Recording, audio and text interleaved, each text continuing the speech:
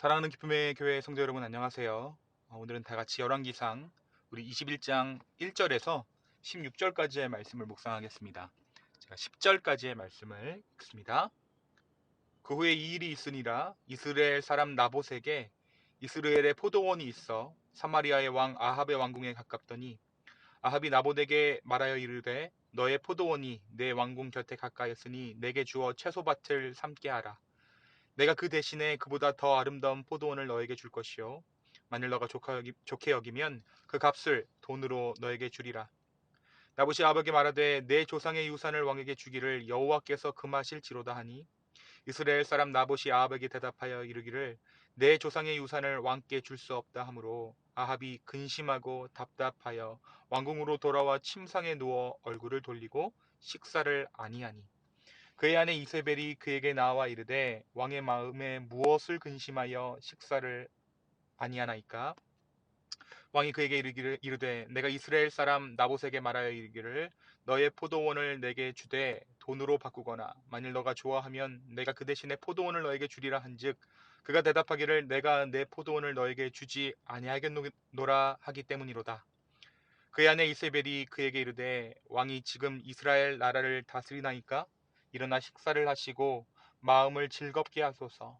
내가 이스라엘 사람 나봇의 포도원을 왕께 드리리이다 하고 아합의 이름으로 편지들을 쓰고 그 인을 치고 봉하여 그의 성읍에서 나봇과 함께 사는 장로와 귀족들에게 보내니 그 편지 사연에 이르기를 금식을 선포하고 나봇을 백성 가운데에 높이 앉힌 후에 불량자 두 사람을 그의 앞에 마주 앉히고 그에게 대하여 증거하기를 너가 하나님과 왕을 저주하였다 하게 하고 곧 그를 끌고 나가 돌로 쳐 죽이라 하였더라. 아멘. 우리가 어제 말씀에서 아합 왕을 규탄하는 한 선지자의 이야기를 함께 나누었습니다. 이 선지자는 하나님께서 큰 은혜를 주셨음에도 자기의 길을 돌이키지 않는 아합 왕을 나무랍니다. 누군가가 맡겨놓은 포로를 잃어버린 상황을 이야기하고 판결을 구하고자 하는 전쟁에 참여했던 군사로 변장해서 아합 왕에게 다가갔던 이 선지자의 모습을 우리가 기억합니다. 결국 이 선지자가 이야기한 내용 모두가 아합을 이야기한 것이었고 그가 내린 매정한 판결 역시 그를 향한 것임을 우리가 어제 말씀을 통해 함께 나누었죠. 오늘 말씀은 이 일이 있고 난 후의 이야기입니다. 오늘 이야기는 아합 왕이 자신의 왕궁 근처에 있는 이스라엘 사람 나봇의 포도원을 빼앗는 이야기죠. 아합이 자기 궁전 근처에 좋은 땅 하나를 발견합니다. 그는 그 땅이 갖고 싶어졌습니다. 그 땅은 그 지역의 나봇이라는 사람의 땅이었습니다. 아합은 나봇에게 더 좋은 포도밭을 주거나 돈으로 사겠다고 했지만 나봇은 거절합니다. 그가 아합의 청을 거절한 이유는 이렇습니다. 이스라엘의 모든 땅의 주인은 하나님이시기 때문입니다.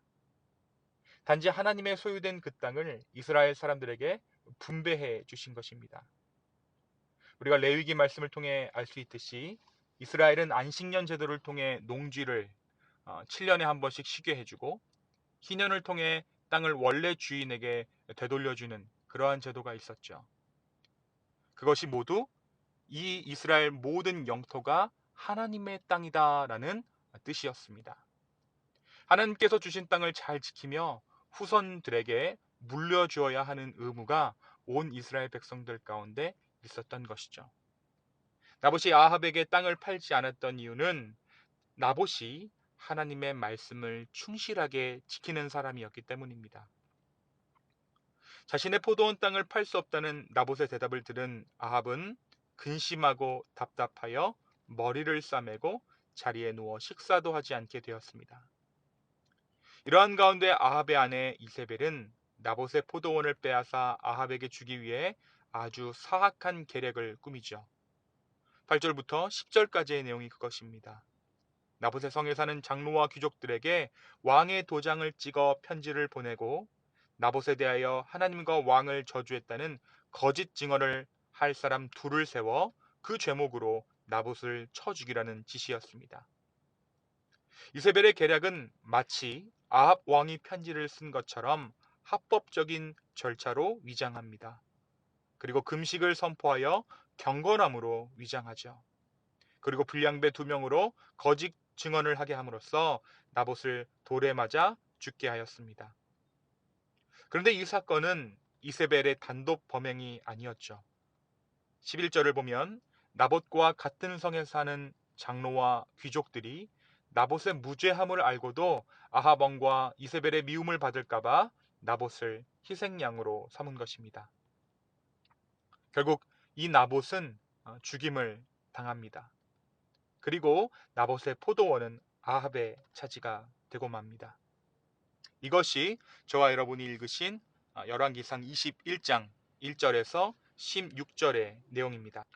사랑하는 성도 여러분, 오늘 말씀은 우리에게 무엇을 말해주고 있을까요? 먼저 오늘 말씀에서 아합이 다스리던 이스라엘이 지금 우리가 살고 있는 현실과 별반 다르지 않다는 사실을 우리는 알 수 있습니다. 아합은 바알을 숭배하던 왕입니다. 바알은 풍요의 신이죠. 이스라엘 백성들은 자신들에게 풍요와 축복을 위해 바알을 믿었습니다. 다른 이유는 없습니다. 자신들에게 풍요를 가져다 주는 신, 그것이 바알이었고 그들은 바알을 섬겼습니다. 바알은 그들의 종교인 동시에 그들의 문화, 그들의 삶이었던 것이죠. 이러한 가운데 나봇은 소위 요즘 말로 하면 대박이 났습니다. 자신의 소유 땅에 왕립 포도원이 들어설 판입니다. 그런데 나봇은 가치가 오른 자신의 땅을 결코 아합에게 팔지 않습니다. 이유는 그 땅이 자신의 땅이 아니라는 이유였습니다. 이스라엘의 모든 땅은 하나님의 땅으로 정해졌다, 하나님의 소유다라는 것이 나봇이 자신의 포도원을 아합에게 팔지 않은 이유입니다. 그가 설령 왕일지라도 나봇은 자신의 신념을 거둘 수 없었던 것이죠. 또한 오늘 말씀은 이 나봇의 땅을 차지하기 위해 아내 이세벨의 주도 면밀한 작전이 동의했음을 보여주고 있습니다. 이 나봇의 땅을 차지하기 위해서 이세벨이 주도 면밀하게 작전을 짜고 이 주도 면밀한 작전 아래 이스라엘 모든 장로들이 암묵적으로 동의하고 가담했다는 사실을 말해주고 있죠. 이미 나라의 지도자들은 아합과 이세벨의 권위에 복종하고 그들이 따르는 바알의 논리에 순응하고 있었다는 것입니다. 바알의 논리가 무엇입니까?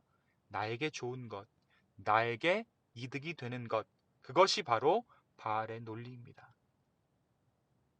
모든 세상이 그렇게 타락했지만, 희망이 없어 보이지만 하나님께서 지키신 바알에게 무릎 꿇지 않는 자들의 삶의 모습을 우리는 어제 한 선지자의 모습과 오늘 이 나봇의 모습을 통해서 확인할 수 있습니다.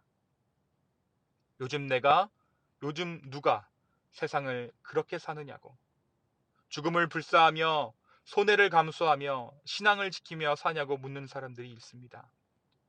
또한 예수 그리스도를 믿으면서도 나에게 이득이 되는가, 나에게 위안이 있는가, 만족이 있는가 라는 것으로 이 하나님이 좋은 하나님이다, 혹은 믿을 만한 하나님이다, 아니다라는 것을 판단하는 것이 우리입니다.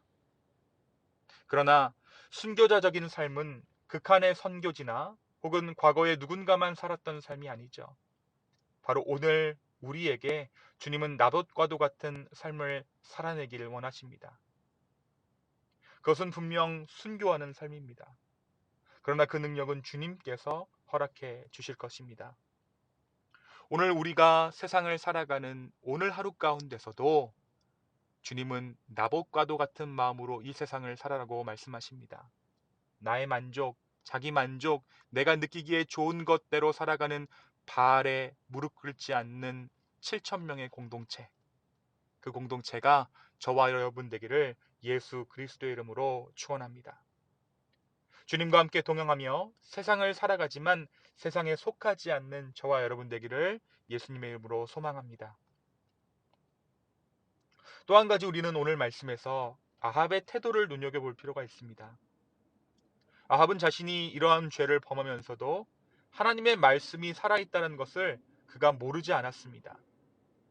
어제 선지자의 얼굴을 보고 놀랐던 것에서, 또 그의 규탄을 듣고 마음에 근심했던 것도, 또 오늘 말씀에서 나봇이 그 땅을 팔지 않는 것에 근심한 것도 이러한 이유입니다. 그는 선지자들을 의도적으로 피하고 있었고 하나님의 말씀을 의도적으로 외면하고 있었습니다. 나봇이 자기의 땅을 하나님의 말씀에 어긋난다는 이유로 팔지 않았을 때 아합은 저게 맞는데, 나봇의 삶이 맞는데 근데 그 땅은 내가 갖고 싶다라는 두 개의 세계관의 갈등을 겪었던 것이죠. 그래서 그가 식음을 전폐하고 마음 가운데 근심이 있었다라는 것입니다. 우리 역시 하나님의 말씀은 남을 위해 사는 것이 맞는데 나는 이게 갖고 싶다, 혹은 누리고 싶다, 나는 편하고 싶다라는 생각을 할 수가 있다라는 것이에요. 그런데 우리 주님은 남을 위해 사는 것이 하나님을 위해 사는 것이고 또 진정으로 나 자신을 위한 삶이라 말씀하십니다. 오늘 이 말씀 가운데 나봇은 소극적인 왕의 모습을 보여줘요. 그런데 이 죄의 책임이 누구에게 있습니까? 하나님은 이세벨에게 이 죄의 책임을 묻지 않으십니다. 아합 왕에게 물으세요. 소극적으로 뒤에 빠져서 자신의 손에는 하나도 피를 묻히지 않았지만, 그러나 하나님의 뜻이 어디에 있었는지를 아는 아합에게 하나님은 이 죄의 모든 책임을 물으셨다라는 것입니다. 사랑하는 성도 여러분, 우리 주님은 남을 위해 사는 것이 하나님을 위해 사는 것이고 또 진정으로 우리 스스로를 위한 삶이라고 말씀하고 계십니다. 그것이 복음의 신비고 그것이 복음의 기묘함입니다. 저와 여러분의 삶 안에서 세상의 논리와 하나님의 법이 서로 다툴 때 주님께서 우리의 삶에 은혜 주시기를 원합니다. 그리고 그 하나님의 뜻을 외면하지 마십시오. 나는 아무것도 안 했습니다. 그런데 저 사람이 이것을 나에게 해주었습니다라는 핑계가 하나님 앞에 결코 통하지 않습니다. 내 마음 가운데 정말 육신의 공고함으로 또 하나님의 거룩함으로 이 두 가지가 범벅이 되어 싸우고 있을 때 하나님께 은혜를 구하는 저와 여러분 되기를 소망합니다. 주님께서 그 은혜로 우리를 승리하게 해주실 줄로 믿습니다. 이 시간 함께 기도합니다. 주님, 오늘 이 나봇의 포도원 이야기를 통해서 우리에게 은혜 주심에 감사합니다. 나의 만족과 나의 유익을 위해 주님을 쫓는 것이 아니라 더욱더 주님을 알아감으로 말미암아 순교자의 삶을 살아갈 수 있도록 인도하여 주시고 다른 이웃을 돌아보는 자들을 될 수 있도록 우리를 축복하여 주시옵소서. 주님, 우리가 이기적입니다. 세상의 논리에 너무나도 젖어 있습니다. 주여, 우리를 긍휼히 여기시고 우리를 불쌍히 여겨 주시옵소서. 감사합니다. 모든 말씀 살아계신 예수 그리스도의 이름으로 기도하였습니다. 아멘. 오늘 하루도 주 안에서 믿음으로 승리하는 우리 되기를 원합니다. 감사합니다.